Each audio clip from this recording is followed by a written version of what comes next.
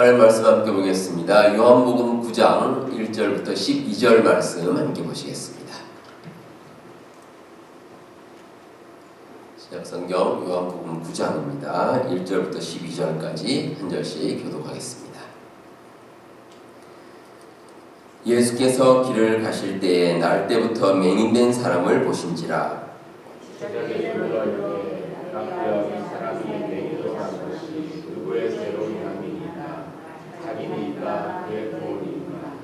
예수께서 대답하시되 이 사람이나 그 부모의 죄로 인한 것이 아니라 그에게서 하나님이 하시는 일을 나타내고자 하심이라. 내가 지나치니 나를 보내신 이의 일을 우리가 하여야 하리라. 아니오니 그때는 아무도 이해할 수 없느니라. 내가 세상에 있는 동안에는 세상의 빛이로라.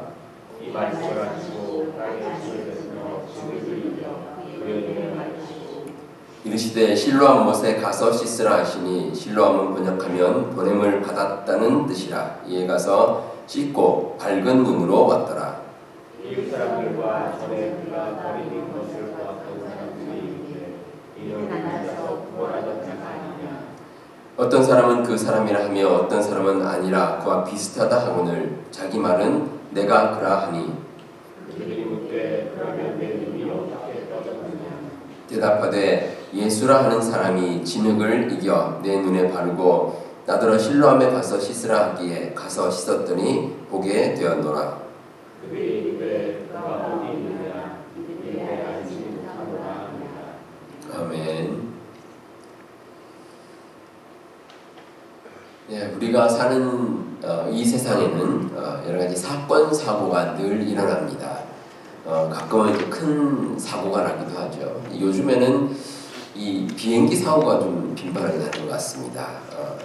예전에 우리 조국인 대한민국에서 그 전남 무안공항이었죠. 거기서 비행기 사고로 많은 사람들이 목숨을 잃는 이제 그런 일이 있었고, 미국도 그렇습니다. 며칠 전에 그 필라델피아에서 이제 사고가 나기도 했고, 또 그 이전에는 또 워싱턴 DC에서 여객기와 또 헬기가 충돌하면서 또 여러 사람이 목숨을 잃는 그런 사고가 있었습니다.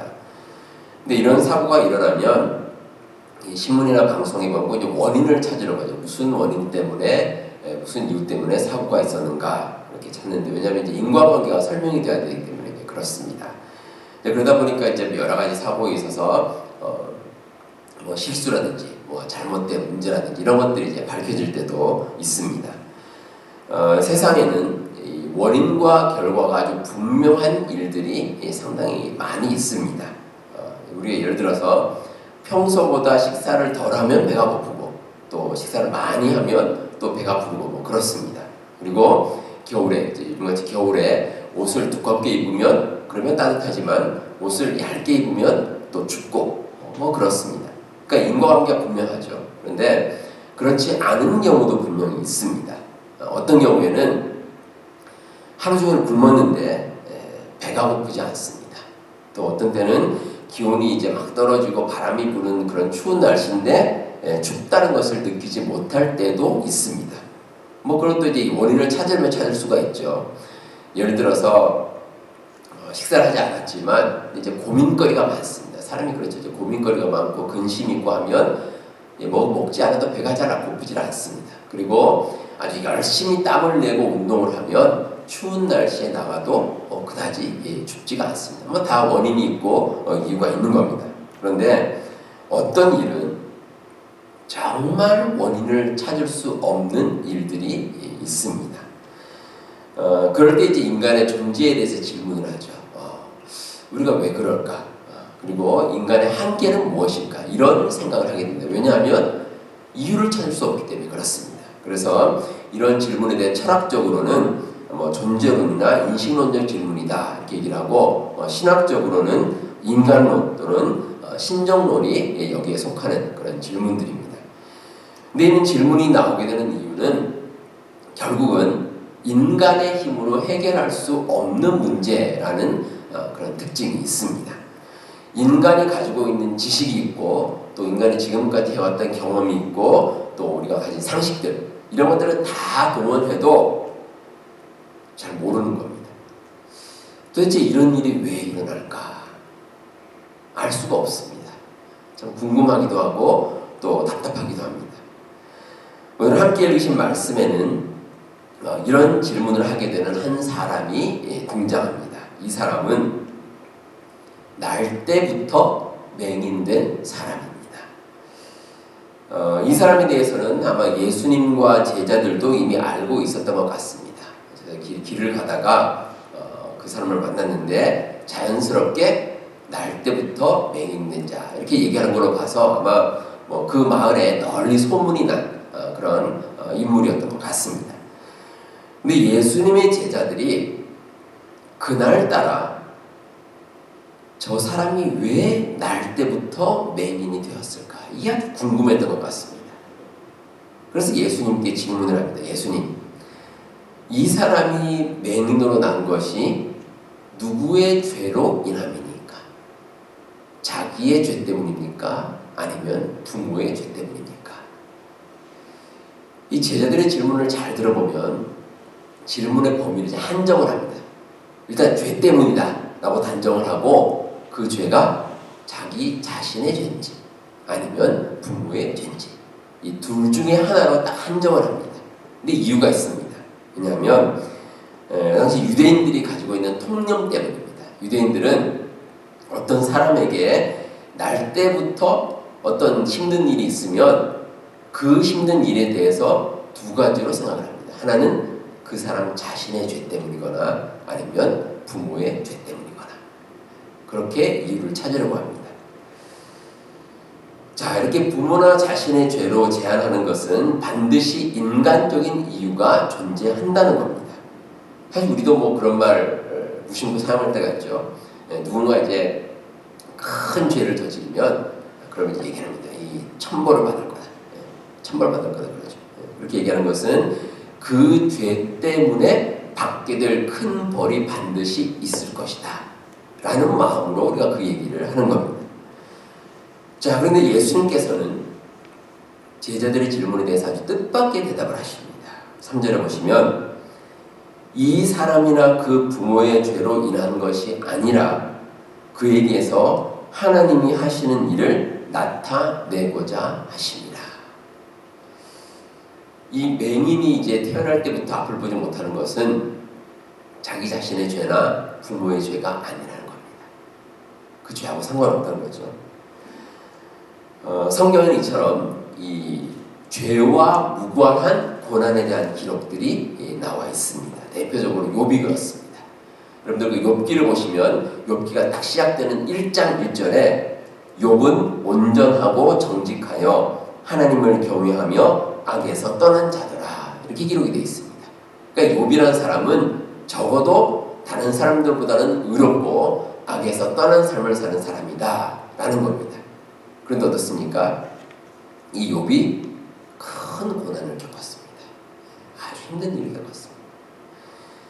바울도 그렇죠. 바울도 자기 자신의 몸에 이제 육체의 가시가 있다 이렇게 얘기합니다. 하나님께 기도하죠. 하나님께 내가 아주 힘들었던 것 같습니다. 그래서 내가 가진 육체의 가시를 제발 좀 사라지게 해주십시오 하고 하나님께 계속 기도하는데 하나님께서 그 육체의 가시를 거둬가지 않으십니다.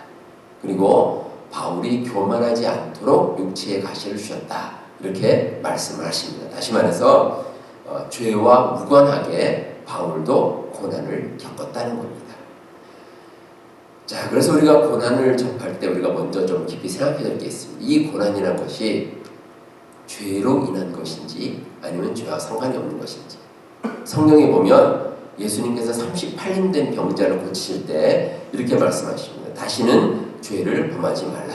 그러니까 그 질병이 죄와 관련이 있다는 거죠. 그리고 중풍병에 치유하신 후에도 내 죄 사함을 받았느니라 이렇게 말씀하십니다. 근데 오늘 말씀에 나오는 맹인에 대해서는 질병인 죄와 관계가 없다 또 이렇게 말씀하십니다.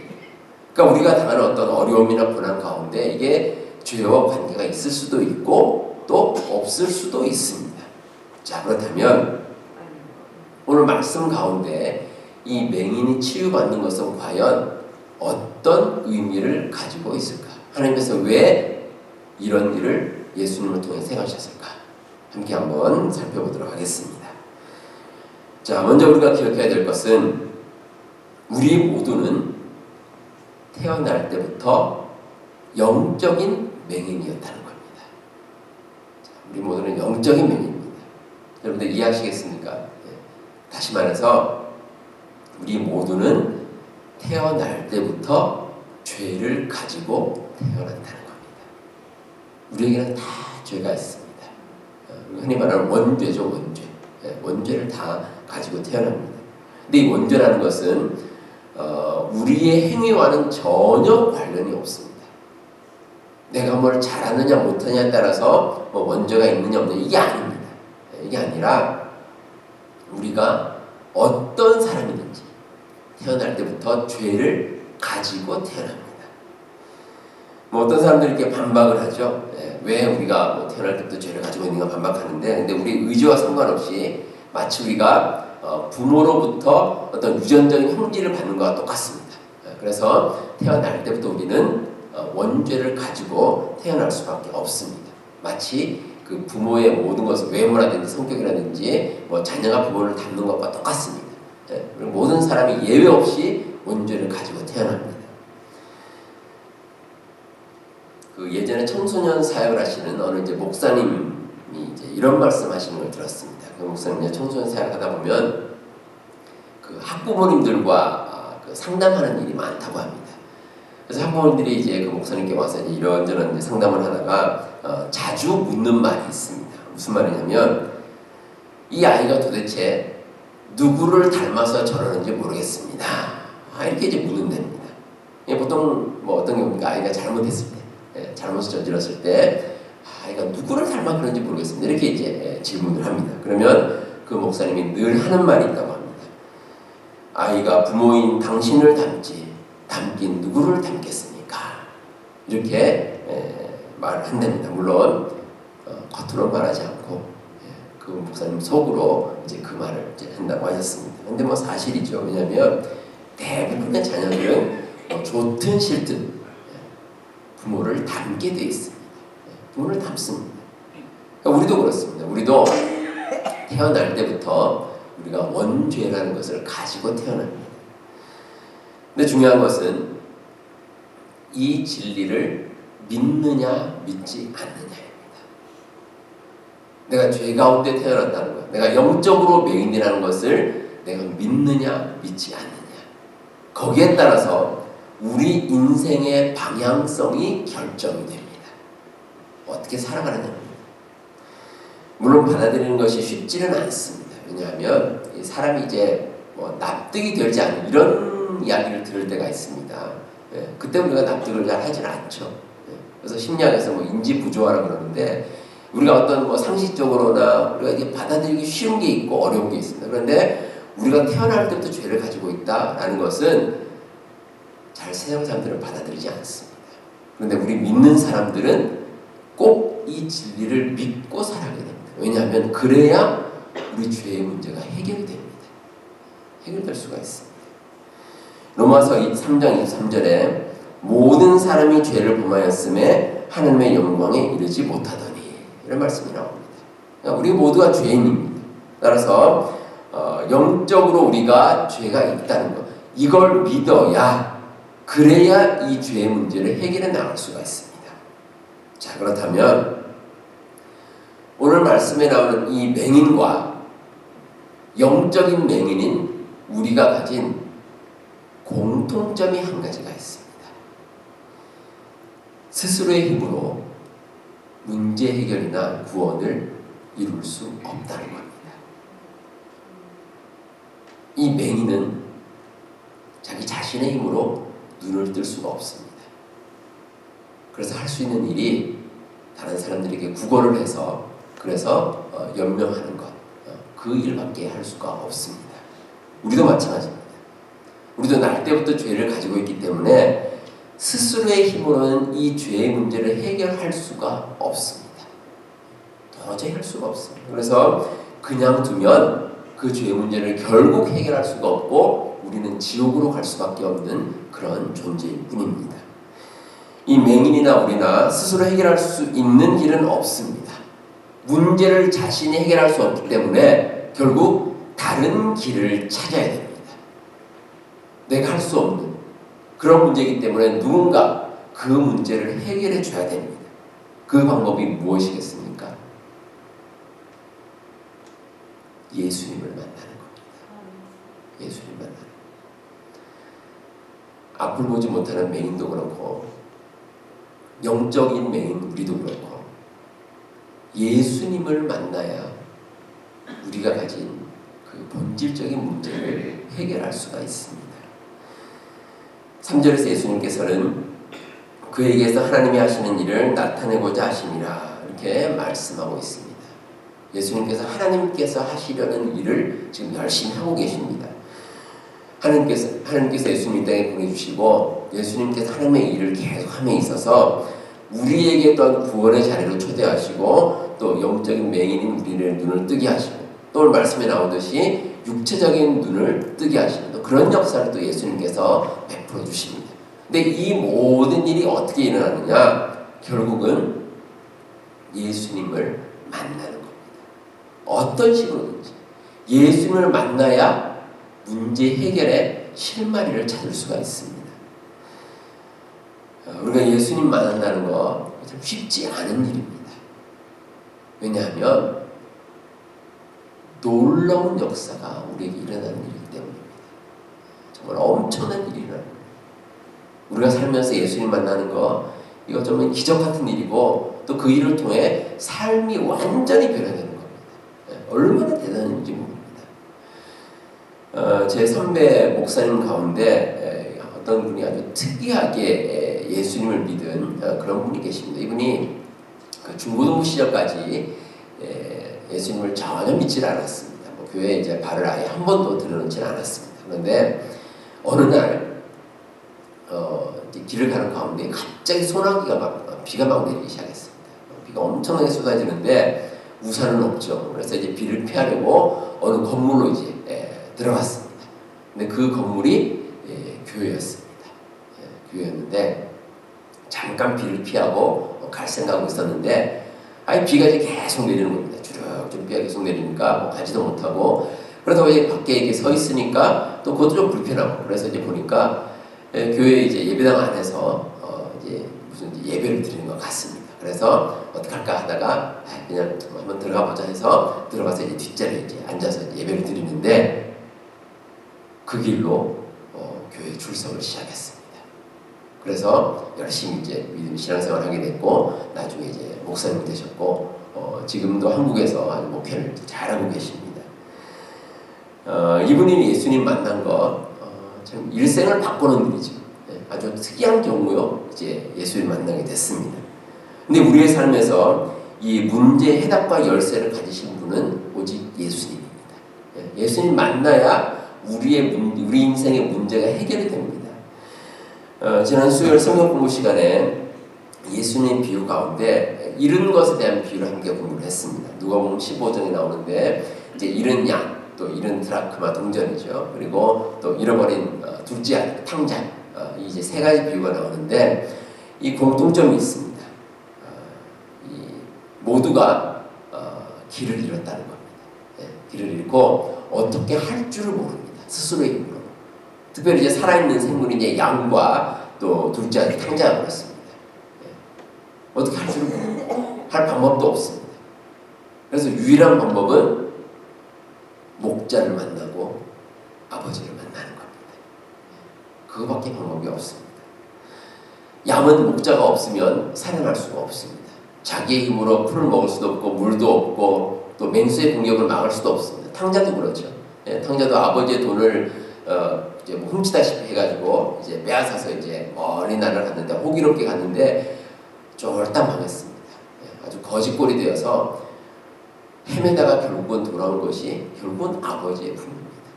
그래야 문제가 해결되기 때문입니다. 우리가 예수님 만나는 것은 우리 삶의 기본적인 문제를 해결하는 일입니다. 우리 여러분들 세상 살아가면서 참 많은 문제들이 우리에게 있습니다. 우리가 걱정 없이 살아가는 사람은 세상에 한 사람도 없을 겁니다. 아마 여러분들은 오늘도 이제 예배당 문을 나서게 되면 우리에게 걱정거리들이 하나씩은 다 가지고 있습니다. 근데 그 문제를 해결할 수 있는 방법은 결국 예수님 만나는 겁니다. 그 방법이 아니면 우리의 삶의 본질적인 문제가 해결이 되지 않습니다. 제가 일전에 아주 흥미로운 글을 하나 읽었습니다. 그 글의 제목이 성공한 인생이라는 제목입니다. 이제 그 성공한 인생에 대해서 각 세대별로 이제 나눠서 성공의 기준에 대해 설명하고 있는데, 자, 여러분들 어떻습니까? 여러분들 누군가 성공했다.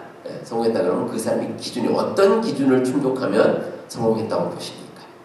뭐 여러 기준이 있겠죠. 근데 그 글에 보니까 이제 세대별로 나눠놨습니다. 예를 들어서 30대는 좋은 직장 다니면 성공. 그리고 40대는 한턱 편하게 낼 수 있으면 성공. 50대는 공부 잘하는 자녀가 있으면 성공. 그리고 60대는 아직 돈 벌고 있으면 성공. 그리고 70대는 건강하면 성공. 80대는 아내가 밥을 차려주면 성공. 그리고 90대는 전화 오는 사람이 있으면 성공. 그리고 100세가 되면 아침에 눈을 뜨면 성공. 이렇게 나와 있는데, 자, 여러분 어떻습니까? 자, 이 조건에 충족하면 그 사람의 삶은 성공했다고 보십니까? 온전한 성공의 기준이 될 수는 없을 겁니다. 이 조건을 충족했다고 하더라도 그래도 우리의 삶에 힘든 점은 너무나 많습니다. 특별히 우리 믿는 사람들은 예수님을 만나는 것이 가장 중요한 조건이 되어야 됩니다. 그 조건이 충족이 되어야 그 다음 일이 편하게 풀립니다. 아무리 우리가 세상에서 이런저런 일들이 잘 풀린다고 해도 우리의 삶에 예수님께서 함께하지 않으시면 뭔가 힘든 일이 있습니다. 뭔가 부담이 있고 어려움이 있고 우리가 정말 해결해야 될 근본적인 문제가 해결되지 않은 겁니다. 그래서 예수님과 함께하는 것이 꼭 필요합니다. 오늘 말씀에 나오는 이 날 때부터 맹인된 사람은 예수님을 만남으로 삶의 가장 핵심적인 문제가 해결이 됐습니다.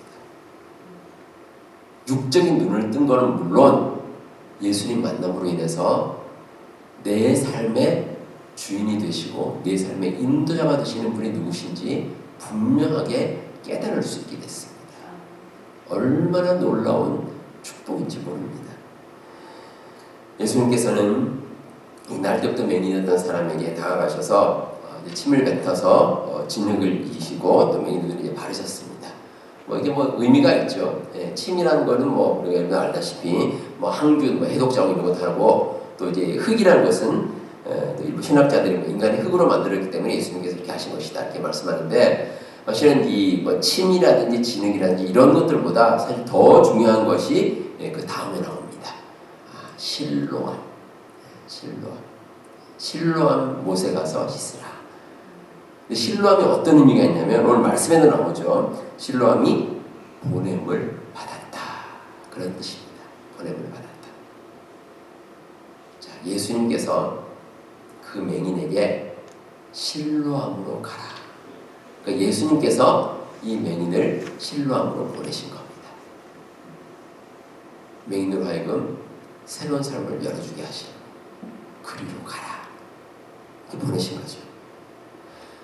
근데 여러분, 우리 모두는 보냄을 받은 사람들입니다. 맹인도 그렇고 우리도 그렇고 다 마찬가지입니다. 죄송합니다. 우리 모두는 보냄을 받았기 때문에 하나님께서 우리의 길을 인도하시고 또 그 길 가운데 우리와 동행해 주십니다. 오늘 말씀에 나오는 맹인이 그렇습니다. 이 맹인이 치유를 위해서 보냄을 받는데 중요한 것은 실로암으로 가느냐입니다. 실로암으로 가느냐.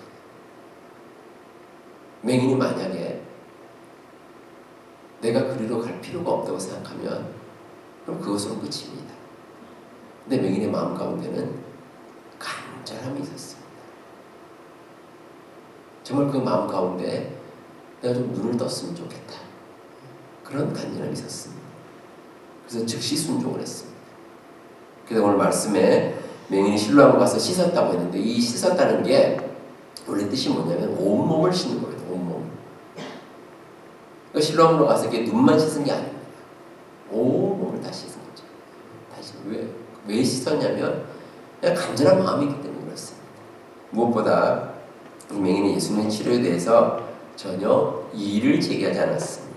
순종하고 확신을 했습니다. 일단 가야죠. 가서 그 문제의 해결함을 받을 수가 있었다는 겁니다. 우리 성도 여러분, 우리 하나님께서는 여러분들이 올바른 길을 가기를 원하십니다. 우리가 살아가는 가운데 우리가 어떤 길로 가느냐, 정말 중요한 길. 우리 주님께서 원하시는 길로 가게 되면, 그 길로 보냄을 받았으면 그 길에 순종하고 그 길을 따라가면 주님께서 그 길을 인도해 줄 줄로 믿습니다. 그래서 여러분, 보냄을 받고 그 길로 갈 때 하나님의 놀라운 역사가 이루어집니다. 여러분들의 삶에 어떤 어려움들, 해결해야 될 문제들, 그 많은 쌓인 그 문제들 여러분 마음속으로만 묵혀두지 마시고 우리 주님께 내어놓으면 우리 주님께서 해답이 있는 곳으로 여러분들을 보내주실 겁니다. 그러면 그 길로 가실 때 그 문제를 반드시 해결함 받을 수 있습니다. 이 믿음 가지시고 우리 주님께서 원하시는 그 형통한 축복의 길로 가시는 우리 모든 성도님들 다 되시기를 바랍니다.